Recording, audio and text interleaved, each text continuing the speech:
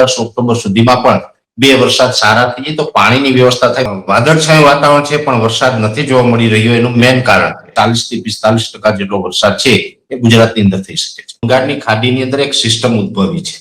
એ બંગાળની ખાડીની સિસ્ટમ છે અત્યારે ઓડિશા ઉપર પહોંચી પણ ગઈ છે અને એ સિસ્ટમ ઘણી બધી નબળી પણ છે. કૃપાલસિંહભાઈ 40-50 દિવસનું ચોમાસું બાકી છે, એમાં પણ કટકે કટકે એટલો વરસાદ પડે તો પાણીની ચોક્કસથી વ્યવસ્થા થઈ જશે. અત્યારે પણ આઈઓડી છે પોઝિટિવ છે. આવનારા સમયમાં પણ આઈઓડી વધુ પોઝિટિવ બને તેવી શક્યતાઓ પણ છે અને વરસાદ તો આગળ પણ થાય એવી શક્યતાઓ ચોક્કસથી અમને લાગી રહી છે. હાલ જોઈએ તો 24 ઓગસ્ટનો દિવસ છે અને આમ જોઈએ તો રાજ્યના મોટા ભાગના વિસ્તારોમાં અત્યારે વાદળછાયું વાતાવરણ જોવા મળી રહ્યું છે. તો કોઈ કોઈ જગ્યાએ હળવા વરસાદી ઝાપટા પણ પડી રહ્યા છે, પરંતુ વાદળછાયું વાતાવરણ જોવા મળે છે. એવું લાગે છે કે વરસાદ પડશે, પરંતુ વરસાદ નથી પડી રહ્યો. તો હવે આગામી દિવસોમાં વરસાદને લઈને શું શક્યતાઓ છે, રાજ્યભરમાં વરસાદને લઈને શું શક્યતા છે, ખાસ કરીને સૌરાષ્ટ્ર, પશ્ચિમ સૌરાષ્ટ્ર, કચ્છ સહિતના વિસ્તારોમાં ક્યારે વરસાદ પડશે અને હવે આગામી દિવસોમાં સપ્ટેમ્બર માસ પણ હવે શરૂ થશે તો સપ્ટેમ્બર માસમાં વરસાદની શું શક્યતાઓ છે તે તમામને લઈને વાત કરવી છે. ત્યારે આપણી સાથે હવામાન નિષ્ણાત પરેશભાઈ ગોસ્વામી જોડાઈ ચુક્યા છે, તો તેમની સાથે જ સીધી વાત કરીએ વાત ગુજરાતી પર. પરેશભાઈ, વાત ગુજરાતીમાં આપનું ખૂબ ખૂબ સ્વાગત કરું છું. જી નમસ્કાર. પરેશભાઈ, શું કહેશો કે આમ જોઈએ તો રાજ્યમાં અત્યારે વાદળછાયું વાતાવરણ જોવા મળે છે. આપણને એમ લાગે કે કદાચ વરસાદ હમણાં આવશે, પરંતુ વરસાદ નથી પડી રહ્યો. તો તેનું શું કારણ છે? હવે આગામી દિવસોમાં વરસાદી રાઉન્ડ ક્યારે? સપ્ટેમ્બર માસમાં કેવો વરસાદ?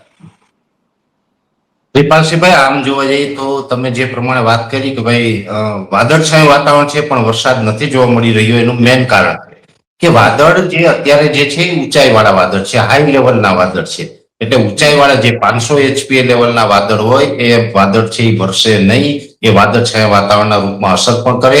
એટલે અત્યારે આમ તો ખેડૂતની એક સમસ્યા એ પણ ઊભી થઈ છે કે વરસાદ નથી, પાણીની ખેંચ છે, ઉપરથી વાદળછાયું વાતાવરણ છે, સૂર્યપ્રકાશ મળતો નથી. એટલે જે રોગ જીવાતનું પ્રમાણ હોય છે પાકની અંદર એ પણ ખૂબ વધારે જોવા મળી રહ્યું છે. જે ફ્લાવરિંગ આવવું જોઈએ એ પણ યોગ્ય હવામાન ન હોવાને કારણે ફ્લાવરિંગ પણ નથી લાગી રહ્યું. અલગ અલગ પ્રકારની સમસ્યા સામે ખેડૂતો ઝઝૂમી રહ્યા છે અને એમાં પણ હવે આગળના દિવસમાં વાત કરવા જઈએ તો આમ તો અત્યાર સુધીમાં ગુજરાતની અંદર જે વિસ્તારમાં વરસાદ પડ્યો છે ત્યાં ધોધમાર પડી ચૂક્યો. સુરત હોય, અમદાવાદ હોય વગેરે.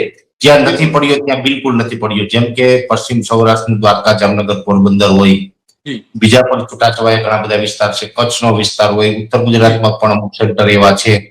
સૌરાષ્ટ્રમાં પણ બીજા ઘણા વિસ્તાર એવા છે કે ત્યાં આખા જિલ્લામાં વરસાદ થયો પણ એકાદ તાલુકો છે એ વરસાદથી વંચિત રહ્યો હોય. એટલે આ પરિસ્થિતિ તો છે. ગુજરાતના ભલે 90 થી 95% વિસ્તારમાં સારો વરસાદ છે, પણ સામે 5-10% વિસ્તાર એવા પણ છે કે ત્યાં દુષ્કાળ જેવી સ્થિતિ છે. બીજી વાત છે કે હવે અત્યારે જોવા જઈએ તો બંગાળની ખાડીની અંદર એક સિસ્ટમ ઉદ્ભવી છે. એ બંગાળની ખાડીની સિસ્ટમ છે અત્યારે ઓડિશા ઉપર પહોંચી પણ ગઈ છે અને એ સિસ્ટમ ઘણી બધી નબળી પણ છે. કૃપાલસિંહભાઈ, દુઃખદ વાત એ છે કે સિસ્ટમ મજબૂત નથી, નબળી છે.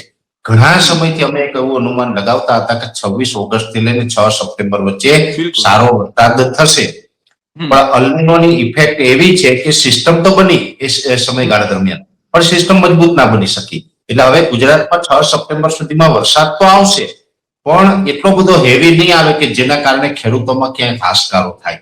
વરસાદ આવશે પણ એ વરસાદ સામાન્ય હશે ને અમુક વિસ્તારમાં હશે. બધા જ ઓલ ઓવર ગુજરાતમાં સાર્વત્રિક હવે વરસાદ 6 તારીખ સુધીમાં નથી થવાનો. જેમાં ખાસ કરીને દક્ષિણ ગુજરાતના લગભગ વિસ્તાર હોય, સૌરાષ્ટ્રના ઘણા બધા વિસ્તારને લાભ આપશે, મધ્ય ગુજરાત, ઉત્તર ગુજરાતને લાભ આપશે.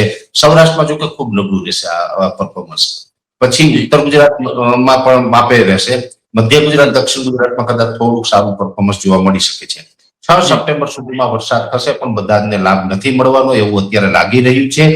એ પછી આગળ જતા પછી મોટી સિસ્ટમ બને ને વરસાદ આવે એ વાત અલગ છે. હા, એક ચોક્કસથી છે કે અત્યારે જે પ્રકારે આ દુષ્કાળની સ્થિતિ છે, વરસાદ ખેંચાયો, અત્યારે ખેડૂતોમાં ચિંતા છે. ક્યાંક તો એવી નિરાશા પણ અત્યારે જોવા મળી રહી છે કે બસ હવે પૂરું ચોમાસું, હવે વરસાદ નહીં થાય, પણ એવું પણ નથી. વરસાદ હજી થશે. આમ તો 10 ઓક્ટોબર સુધી આપણે વરસાદની અપેક્ષા રાખી શકાય છે. જો 10 ઓક્ટોબર સુધીમાં પણ બે વરસાદ સારા થઈ જાય તો પાણીની વ્યવસ્થા થાય તો ભલે અત્યારે ચોમાસું પાક ફેલ ગયું હોય તો શિયાળા કે ઉનાળામાં પણ ખેડૂત છે ક્યાંક કઈક નવું વાવેતર કરીને એમાંથી બે પૈસા કમાઈ શકે. એટલે વરસાદ તો આગળ પણ થાય એવી શક્યતાઓ ચોક્કસથી અમને લાગી રહી છે. પણ અત્યારે નથી એને કારણે પાક ફેલ થઈ રહ્યું છે. એમાં પણ જે આ વર્ષે અલ્નિનો, આમ તો આપણે અલ્નિનોની વાત પણ ઘણા સમયથી કરતા હતા કે આ વર્ષે અલ્નિનો છે એ ખૂબ સ્ટ્રોંગ થશે, સુપર મેગા અલ્નિનો બનશે. હવે એમાં જૂન જુલાઈમાં અલ્નિનો સક્રિય થયો, ઓગસ્ટમાં વધુ સ્ટ્રોંગ થયો, અને એમાં પણ આ ઓગસ્ટના એન્ડ સુધીમાં અલ્નિનો છે એ સુપર અલનીનોની કન્ડિશનમાં આવી ગયો છે. અને આ અલનીનોને કારણે જે અરબ સાગરના ઉત્તર ભાગ છે, પાકિસ્તાન હોય અથવા તો કચ્છ અને પશ્ચિમ સૌરાષ્ટ્રને લગતા જે સમુદ્રી સપાટી ભાગ છે, એ ભાગનું તાપમાન ઊંચું છે, ત્યાંથી ગરમ પવન આવી રહ્યા છે, આરબના પવન આવી રહ્યા છે. એને કારણે પણ જે વરસાદી સિસ્ટમ બનતી હોય છે એ ગુજરાતને અત્યારે બહુ લાભ આપી રહી નથી, અને જેને કારણે પશ્ચિમ સૌરાષ્ટ્ર અને કચ્છ છે એ વધારે નબળા પણ રહ્યા છે. એક વાત સારી એ પણ છે કે આ અલનીનો એટલો સક્રિય છે છતાં પણ આયુડી ઇન્ડિયન ઓશન ડિપોલ છે ત્યારે સતત પોઝિટિવ પણ બની રહ્યો છે. અત્યારે પણ આયુડી છે પોઝિટિવ છે. આવનારા સમયમાં પણ આયુડી વધુ પોઝિટિવ બને તેવી શક્યતાઓ પણ છે. અને હજુ પણ વરસાદ પડશે, પણ જે સમયે ન થાય કૃપાલસિંહભાઈ, તો પછી સમય નીકળી ગયા પછી થાય તો કોઈ મતલબ રહેતો નથી. એટલે અત્યારે એટલું કહી શકાય કે 6 સપ્ટેમ્બર સુધીમાં જે રાઉન્ડ આવશે એ સાર્વત્રિક બધાને લાભ આપે તેવી શક્યતા અત્યારે ખૂબ ઓછી થઈ ગઈ છે. અને એમાં પણ જે વિસ્તારમાં આવશે ત્યાં પણ અતિ ભારે નહીં પણ સામાન્યથી મધ્યમ વરસાદ આવશે એવું અત્યારે ચોક્કસ અમને લાગી રહ્યું છે. જી પરેશભાઈ, આ વર્ષે પાછોતરા વરસાદની શું શક્યતાઓ છે? કારણ કે છેલ્લા 2-3 વર્ષથી આપણે જોઈએ છે કે પાછોતરા વરસાદ ખૂબ પડતા હોય છે, તો શું આ વર્ષે પણ એવી કોઈ શક્યતાઓ છે? હા, એક ચોક્કસથી વાત છે. જો અંગ્રેજી અને ગુજરાતી બંને માસ પ્રમાણે જોવા જઈએ તો અંગ્રેજી માસ પ્રમાણે જોવા જઈએ તો હવે આ ઓગસ્ટનું છેલ્લું અઠવાડિયું ચાલી રહ્યું છે. બિલકુલ. સપ્ટેમ્બર આખો બાકી છે ને 10 ઓક્ટોબર સુધી તો ઘણી વખત ચોમાસું આપણે મોટા ભાગે ચાલતું હોય છે. એટલે હજુ આપણે કહી શકાય કે લગભગ 45 થી 50 દિવસ સુધી હજુ ચોમાસું ચાલશે એવું ચોક્કસથી ગણી શકાય. પણ એ 45 થી 50 દિવસની અંદર વરસાદ કેટલો પડે તે અગત્યનું છે. અમારું તો લાંબા ગાળાનું એક અનુમાન એવું પણ છે કે ગુજરાતની અંદર દર વર્ષે વધારે વરસાદ પડે, એટલે કે 109% સુધી ગયા વર્ષે વરસાદ પડ્યો, તો આ વર્ષે 90-92% તો વરસાદ થશે કે 93% સુધી થશે. બિલકુલ. હવે એમાંથી 58% સુધી તો વરસાદ પડી ચુક્યો છે, પણ જે 58% વરસાદ કૃપાલસિંહભાઈ પડ્યો છે એ ઓલ ઓવર ગુજરાતની એવરેજ છે. પશ્ચિમ સૌરાષ્ટ્રમાં જે 2-3% વરસાદ હોય, બીજા ઘણા વિસ્તાર એવા છે કે ત્યાં માત્ર 2 કે 5% કે 10% વરસાદ છે.